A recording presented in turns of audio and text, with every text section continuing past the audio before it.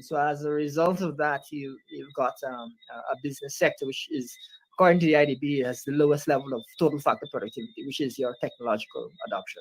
In fact, we've said that we're going to have a productivity bank, which is specifically going to lend money for businesses to adopt new technologies, improve productive processes. We've spoken about reducing the cost of energy. And while the gas is sure, we're hoping that that is able to reduce the cost of energy. We've also spoken about the need for a reliable grid because, and this is a point we actually raised with the IMF when we met with them in Washington. If you, as a business owner, have to have a generator and have to be using that generator frequently because of all the blackouts, then your effective cost of electricity is quite high because the generator cost is high. So even if the gas is sure brings it down partially, the generator cost will bring it back up. So a reliable grid is also vital. But did you need me to tell you that a reliable grid was vital for businesses to flourish? You didn't need me to say that. That's obvious. And that's, I think, the most concerning thing about this is that a lot of these things, I think any leader really in Guyana's history, whether you're talking about Boredom or Jacob, if you ask Rodney about it, he's going to tell you, no, don't focus on a reliable electricity supply. Everybody will say that. He's going to say, no, don't focus on a good education system. Who would say that? And so you've got some people who are totally divorced from any kind of reality or good governance. And as a result, people don't ask in Guyana, when, if we're going to get blackout today. People now ask when we get blackout. We expect to get blackout every single day. And so our policies that from the opposition's perspective are policies that are focused on specific outcomes, not just on doing things and hoping that they pan out. And so people should look forward to a different type of governance when we're in office. I even mentioned recently to a USAID team that came that we're not just looking at production. We will be measuring productivity. We will be measuring the competitiveness of the businesses. We will not be satisfied with businesses just producing more. We want the best quality businesses so that they can pay high wages, be profitable, and help us to have a sustainable, diversified economy. And so let me ask you this question, and it's a big man question I'm asking you. We have these discourses going on. We have the people who are engaged in the discourse about our environment. There are those who are arguing that we cash in on the fossil fuel, but we also begin to make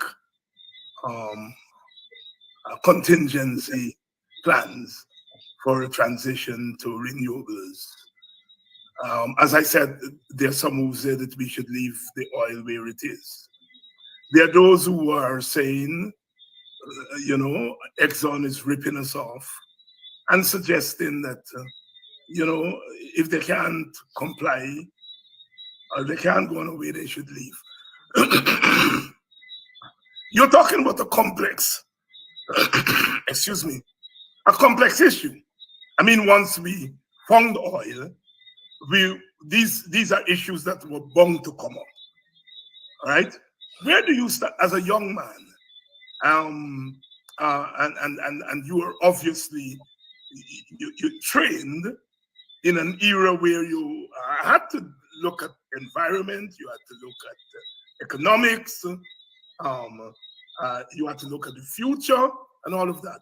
How do we navigate the Exxons who are craven, as we say in Guyana? From the fancy people say craven. Right? So we have the Exxons who are craven. We have the threat to our environment, but we also have the possibility of using the revenue, the windfall that we are getting now to deal with questions of poverty and so on. We might never get that chance again. How, as a young man, you navigate all these factors, the geopolitics that comes with oil, the fact that Venezuela is going to be on our backs more now because of oil. How as a young man, you navigate Well, all those? you raised quite a few key issues. Let me try and see if I can deal with a couple of them. Yes. First of all, we've said many times now that once in office, we will speak with Exxon regarding getting the best possible from the existing arrangement and improvements that can be made. We've already spoken to them about areas of concern, such as with regard to the audit and the provision of data, and we've already given them some food for thought in terms of positive directions that the industry can move in once we're in office. So that's kind of your top line, and from that perspective, there's a gulf between us and the government, where the government doesn't even bring up anything with them. They could, so to speak, do whatever they feel, and the government doesn't say anything. In fact, this very week, I said that the government needs to raise these data issues, the data provision issues concerning the audit, bring it to the attention of the operator. There are some disputes regarding costs that they're claiming that Guyana has to repay, that Guyana has to pay from cost oil.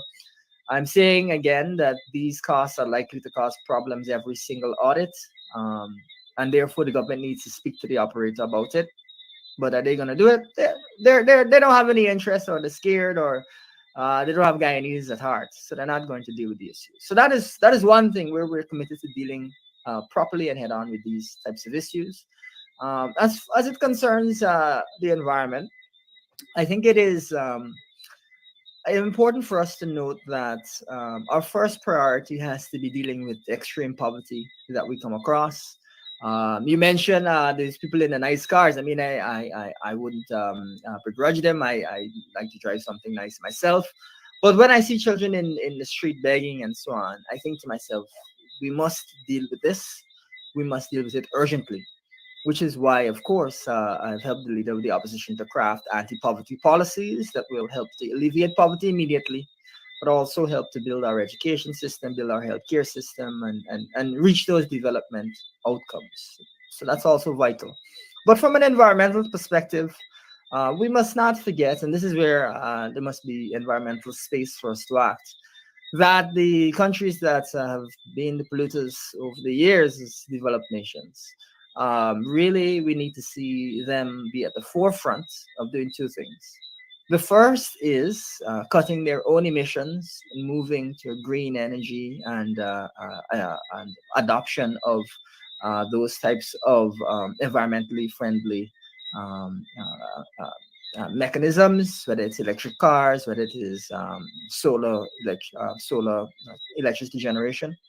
But also, we need to see them provide finance to other countries to have them be able to adopt solar power plants or hydro plants and so on. They need to provide that finance. You've heard many leaders across the Caribbean cry out for that kind of support, and many leaders across the developing world say that they need. I think the most recent is in Rwanda. I think is the last country that was saying that they need finance for those types of things. So that is the other thing that we need to see. So in the meanwhile, while developed countries, we ask them to provide the support that they really should provide. We intend to ensure we make the best use of these resources. And to me, I look forward to the day when Guyana is so developed and so well managed that we're thinking about how we can help Haiti, that we're thinking about how we can help uh, poor parts of India, that we're thinking about how we can help develop poor parts of Africa, Congo, as an example, that we're looking at those types of things. But we'll only get there if we make good use of our resources, develop our economy well, and then put those resources to use in the right way once we've developed them. If we get it wrong in terms of our development, we could end up like one of the many examples of oil nations that have not actually seen their citizens' well-being improved. The most prominent example being one I cite often in Equatorial Guinea, where you've got at one point they had a GDP per capita higher than Spain, but 75% poverty. Right now in Guyana, we've got a GDP per capita purchasing power higher than the UK, but 40 something percent poverty. So it is looking very similar to some of those worst case scenarios. So we've got a lot of work to do on our front in order to move forward.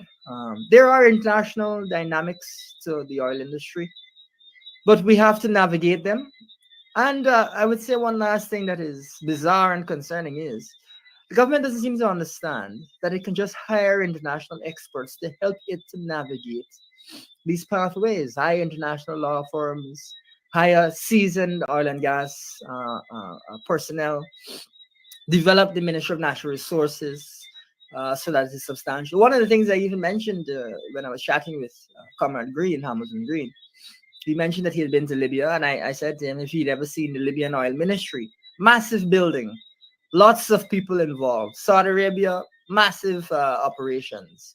In Guyana, Ministry of Natural Resources, a little tiny building here and there, hardly any staff. We need to develop that capacity to be able to properly manage these industries. And in the course of it, I think that we'll be able to properly develop our country and help those who need help as well. And I know there you talked about balancing, because I think, as a small country, with this windfall, we have to balance all the various factors. And it's not the oil or nothing. Um, it's not the environment or nothing. It's all of those things. We need to pressure Exxon to respect our environmental laws. We need to pressure Exxon to respect our laws. Um, uh, uh, we also need that when our government gets the money, it spends it wisely. That ultimately we are not going to be able to get more out of Exxon if we don't build out leverage. And I guess when you were talking about the big buildings, you were talking about how serious these people take the oil thing. That you build up leverage tomorrow, so you can make demands on the big oil company tomorrow that you couldn't make yesterday. And do you think our government is thinking in that strategic way, in terms of building up our leverage, building up our capacity? What about a national oil company, for example? Something that Professor Thomas and the WPF floated, that we set up a national oil company that itself can bid for blocks and so on and so forth. But of course, in our environment, that has to be autonomous from manipulation of the political parties, you know. But I made that point to say, to ask whether you think this government is thinking strategically. Well, I'll give you two answers. I'll Yeah. say that from my experience dealing with them, I think their focus is not on the right things. Their focus is on how they can get rich, how they can whatever corrupt scheme they can come up with. I think that's the PPP's focus. When you look at the quality of the infrastructure works, that alone can tell you that you have a perpetual corruption there. Because as I try to remind people, a road is supposed to last you 20 years. What road you know in Guyana the PPP has built has last 20 years? There you go. It's difficult to find one, right? Yes. That is concerning. But not to say there aren't good contractors, but there's a lot of negative examples. But the other thing I would say is this: I get the impression, and this is me speaking from with my investment banker hat on, that they're not too clear as to how much money really is involved. Mhm. I don't think they really understand. And as a result, they're under investing in capacity to deal with the money in the way that it should be dealt with. You had the incident recently where they claim that a junior functionary was involved in reducing from 214 million US to 3 million US the costs that could be recovered. That after our audit found that about 214 million US was questionable costs that Exxon was recovering. They claim that one man in a room reduced this down to $3 million. And while they're saying that they're sanctioning him by giving him 2 weeks cut of pay, which is next to nothing, what I didn't pick up from them is an appreciation that there is no scenario in which one man in a room should be reducing costs from 214 million to 3 million. That's crazy. How can he be involved in a $211 million? I mean, that is supposed to incorporate a team of people and a team of experts. And so you get the impression from them that they think that the problem is that he wasn't authorized. They think the problem is that he wasn't authorized. That's one problem. But the other problem is that the whole system is too woefully inadequate. That's the other problem. And they don't seem to get that that's a problem. That is what's disturbing. It says to me they don't really understand how much money is involved. They don't have appreciation for it.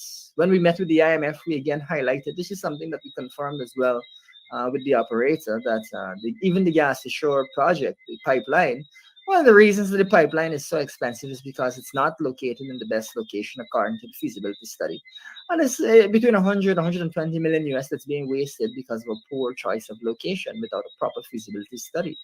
Now, 100 million US, it seems to me, is a lot of money to be wasting for no reason at all. That's $100,000 per household. They don't have a good appreciation of what they're doing. They're wasting money without really understanding the consequences of their actions. And as a result, you need to have the right government in place. When we met with the IMF, we said we're going to be working closely with the IMF to cut down on waste and incompetence and corruption. Now, the IMF has indicated from their assessments that for every dollar spent on the government's investment program to build out better infrastructure, schools, and so on, about 41 cents for every dollar spent is lost to incompetence, corruption. I always make the remark to people that when I heard that that was the amount that was being lost, 41 cents off of every dollar, 41%, my first thought was to give back the taxpayers the money because this is a waste of time. But cooler heads prevailed, and we're going to be implementing comprehensive reforms, bringing in consultant agencies, hiring capable people, hiring young people from Guyana, and training them to carry out the kinds of analysis needed, so we can save money and billions of dollars on the line, and we can improve people's lives massively if we don't just waste money for no reason. And so there's two sides to it. One is the focus on corruption that they've got, but the second is a woeful misunderstanding of how to run the country, grounded in not really on getting how big of a windfall Guyana has gotten from this oil find. Guyana currently is the country with the second most barrels of oil per person in the entire world. Second most in the entire world. Uh, for you to therefore, we circle back to our earlier comments. For you to have the highest rate of malnutrition in South America, I mean, what are we doing? What are we doing? It shows that they're way off from understanding what's required. They don't have. I recently called the president, sorry, the PVP when they talk about the teacher salary increases. They're delusional. There is almost as if they're not in Guyana. They're not living in Guyana. They're living in some other country. They think, and I'll give you a funny story. They think Guyana has 300 million barrels of oil, right? A small amount of oil. That's how they're operating. Not like we have the second most barrels of oil in the world, past Saudi Arabia. Only one country has more barrels of oil per person than us. They're not operating like they understand that, which is tragic because it means that the average Guyanese whose life could be so much better tomorrow has to sit through a difficult period and wait for the election. Elson Lowe here tonight, rapping with us on all things as they relate to our economy, economic thinking, economic philosophy, economic vision, because we are at that stage. We are at that stage where young people like Elson Lowe and the young people in the PPP and wherever our young people are have to begin to think along that line. I mean, Elson, from the time I was a boy, there were always flatfoot hustlers. And I mean, the men who just know how to make a hustle.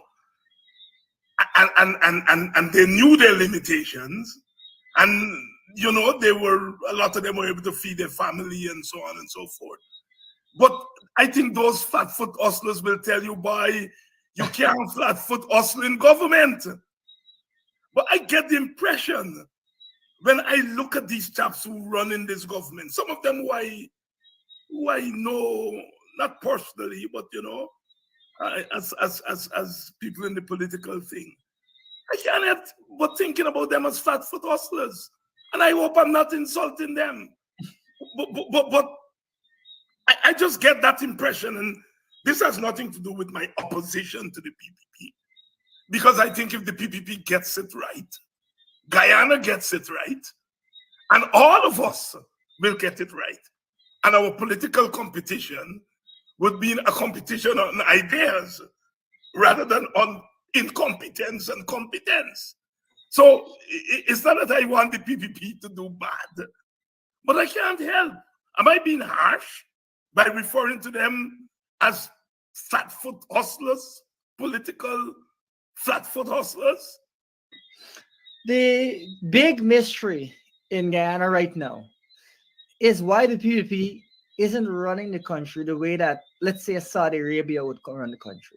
Hire some consultants, bring in experts, and let them do all the analysis and run the country for you properly. That is the big mystery that nobody seems to be able to answer. Because if you have money, you can bring in good people to run the country efficiently, to save money, and to give people better benefits. We have said we will be bringing in consultants, we'll be bringing in people from elite universities, we'll be hiring young people and training them. Uh, I sometimes think that the PvP thinks when in office, I'm going to go from ministry to ministry myself to go and no, we will be hiring teams of people to conduct analysis so that it can be conducted well. It's not else on low doing analysis on every single ministry and coming up with ideas on every fine issue the way that Jack Deal tries to come up with, deal with every single fine issue. Because you can't run the country well like that, especially when you're dealing with large amounts of money. You're supposed to hire people and have teams of people working on these issues. We've already talked about $100 million for the gas ashore loss for no reason. How we almost lost hundreds and a hundred over $100 million for the audit, where they had one man in a room looking at these audits.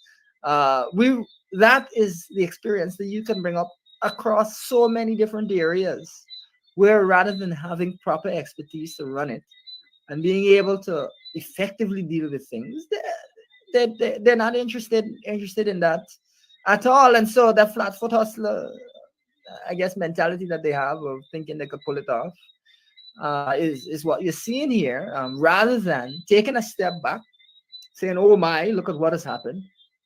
Let's make some changes." But to me, and I tell you a funny story. Even you mentioned Dr. Thomas. At Sarah, he and I worked together, and we discussed some of these issues. We discussed the oil finds, and we discussed the capacity for us to find more oil. Now, we discussed it in a spectrum. Well, if we have X amount of oil, how it will move and so on. But even back then, is not recently I've been talking about these things. I've been talking about the way that we should plan. 5 years now, maybe 6 years now. It's just sad that the PPP still doesn't seem to get that you have to be thoughtful in the way that you plan these things out. The leader of the opposition gets it, and that's why we've got structures in place. That's why our policies are structured policies. And that's why we're talking about bringing people to help us to run the country efficiently. It's not just going to be me, lead the opposition, other people going from ministry to ministry and searching out, dealing with fine issues the way Jagdeo deals with all kind of random fine issues. That's not the way to run the country. That's how you make mistakes, and that's how you produce very poor development outcomes. But that's what we're faced with. We have to look forward to the election to get these folks out.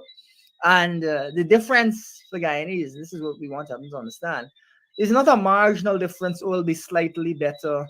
It is a day and night difference. Day and night. And one thing to give Guyanese perspective is that the PPP so far has tripled that national budget. And I'm sure they're going to continue to increase it. So there's tremendous space for us if we're going to come in and produce a similar budget or a slightly bigger budget, etc. Tremendous space for us to provide the types of programs that will improve people's lives immediately. One program, I give you an example. We've committed to providing students, this is university students, people training, $50,000 a month. And we're talking about 50,000 students we're going to do that for.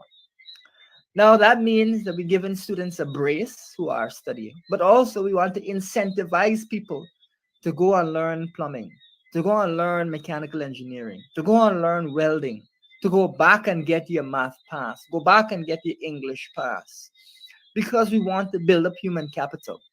And so, while on the one hand, you'll immediately be getting something that lifts you above the poverty line because $50,000 will be a lift, we also want to put in place policies to help people to develop their skills so that they can get high paying jobs and move forward in their lives. That's the kind of thing that we can do pretty much right away. Raising public servant salaries, we can do that pretty much right away. We've spoken about a 50% increase that needs to happen, but it's not going to be 50% alone that public servants can look forward to. I can tell you that much because we've got a long way to go to help those salaries to be competitive internationally. It is a day and night difference. People's lives will be radically transformed when we're in office. And what we're seeing right now with the PVP is that the budget is radically transformed, but people's lives are not radically transformed. And son, you talked about public servants there, and for as long as I know, governments have always had a problem with how do you pay public servants a livable wage? How do you pay teachers a livable wage? How do you pay government workers, the workers in the government? And I think over time I detect a mindset about public servants, about teachers, about soldiers, about policemen and women, that they're not productive workers. That when you talk about workers, you talk about the manufacturing workers, where we don't have that now because they mess up Gaiba, Guy Mine. So some of the ideologues will tell you, well, all the workers are the sugar workers, they're producing something. And that these other workers are not producing anything. Because nothing can explain to me that you now start getting money and you're running around the place giving out a $20,000 and $30,000 a year. And if you take all those little handouts and you put it together and say, I am going to use this block of money to pay public servants a living wage, that you'll be doing your country such a good turn. Why is it so difficult for this government that is it doesn't have the excuse of previous governments? Why it's so difficult to make right with public servants, with teachers, with nurses, with policemen? God forbid. But Venezuela is saying that they want to knock our heads off. It's those soldiers. Are we paying them a living wage? We can say not a blade of grass from now till the cows come home. If we don't pay our army members well, how are they going to stand up and defend us if push comes to shove? Talk to me. You raise some key points. So let me give you something that I find to be so ironic that I think demonstrates really the fact that, again, government is totally delusional and disconnected from reality. We've got a problem where Guyanese nurses are leaving to go to the United Kingdom, right? That's been a serious issue. One of the concerns raised is the wages that are offered. But didn't I say to you earlier that at purchasing power parity, Guyana has a higher per capita income, per person income than the United Kingdom? So we're richer than the United Kingdom in that measure, but the nurses leaving to go to the United Kingdom. That's a perfect example of poor governance. Yes. You could easily pay the nurses more because the price levels in Guyana are lower. You don't need to pay them the same amount as in the United Kingdom.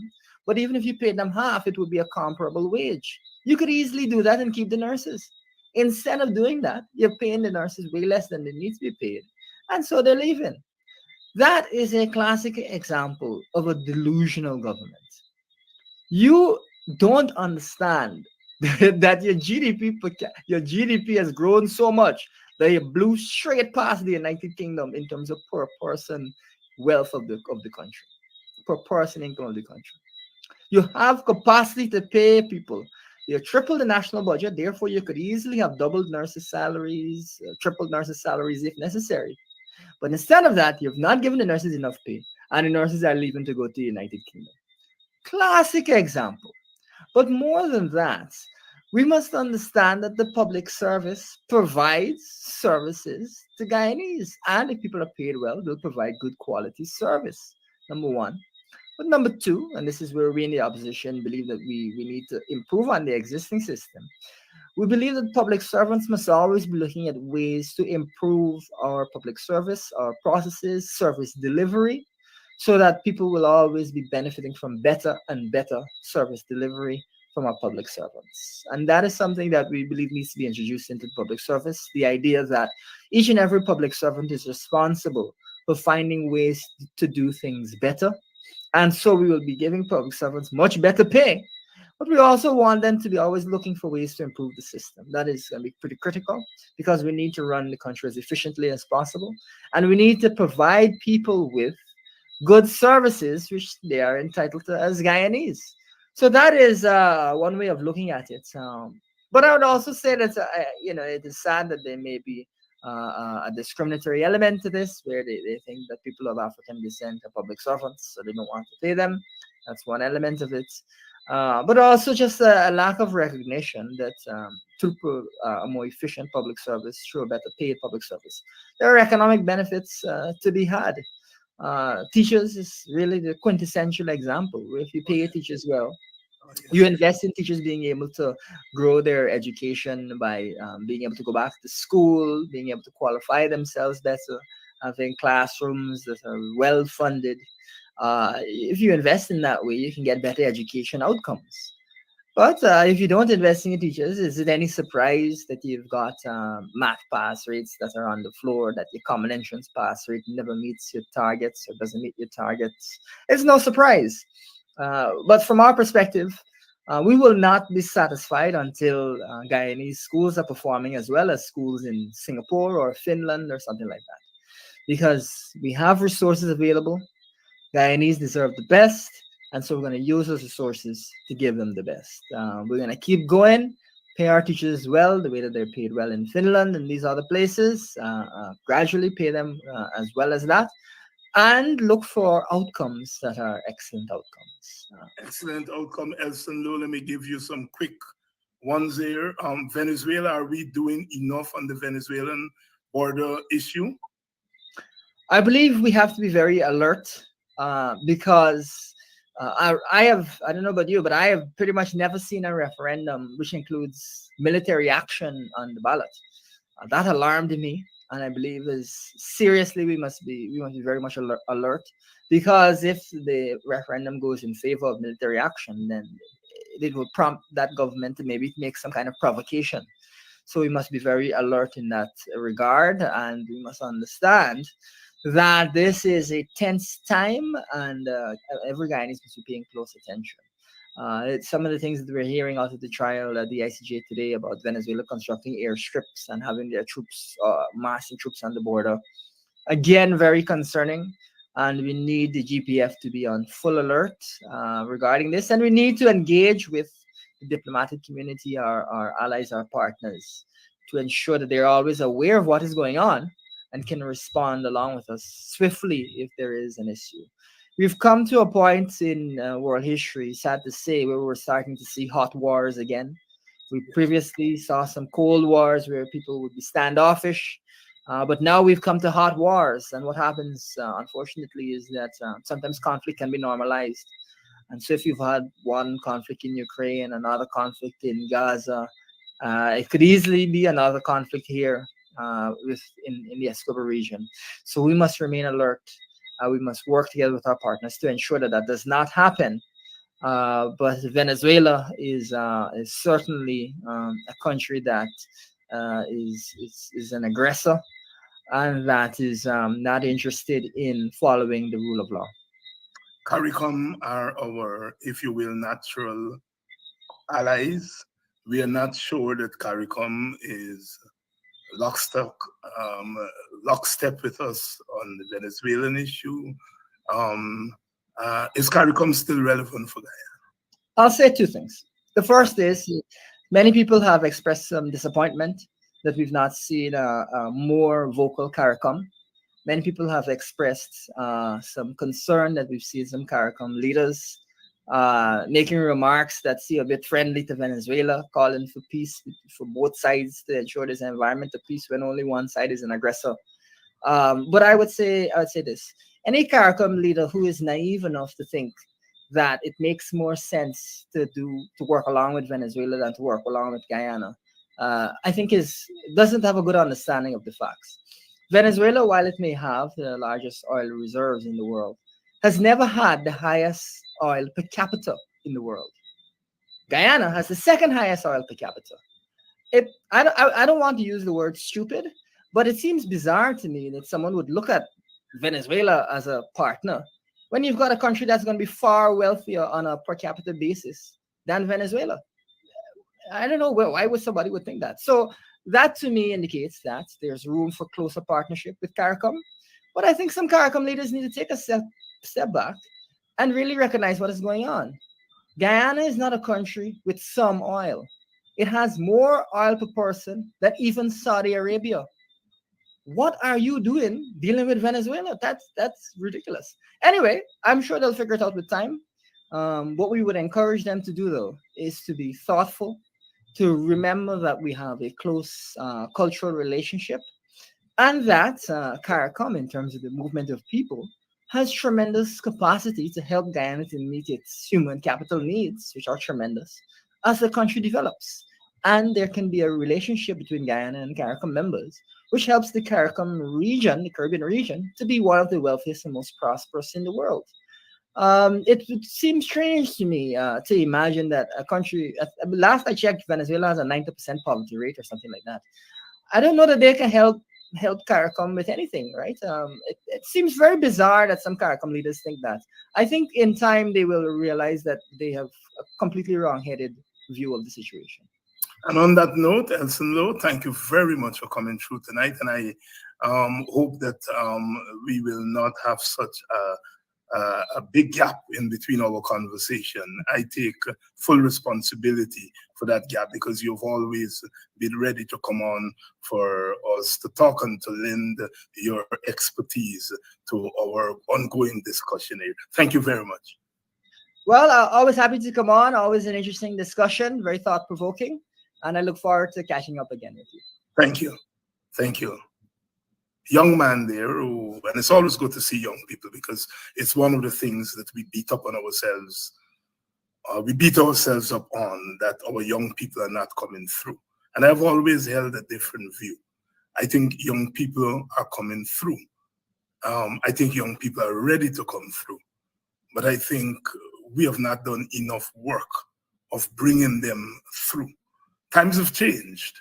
It was not like we'll see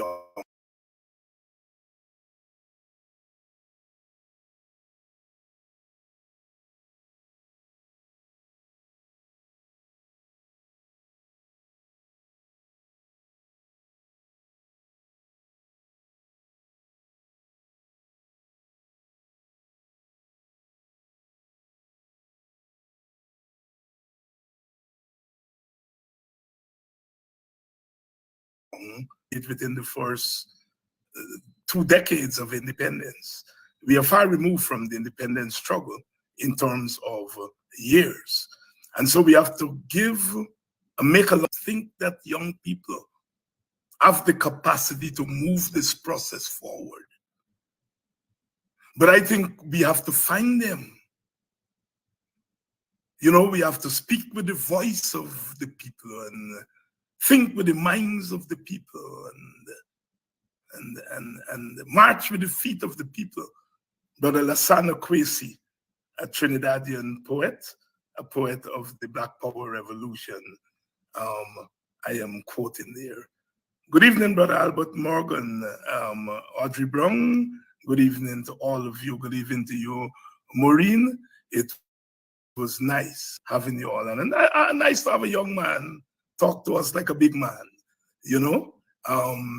I think we are doing it.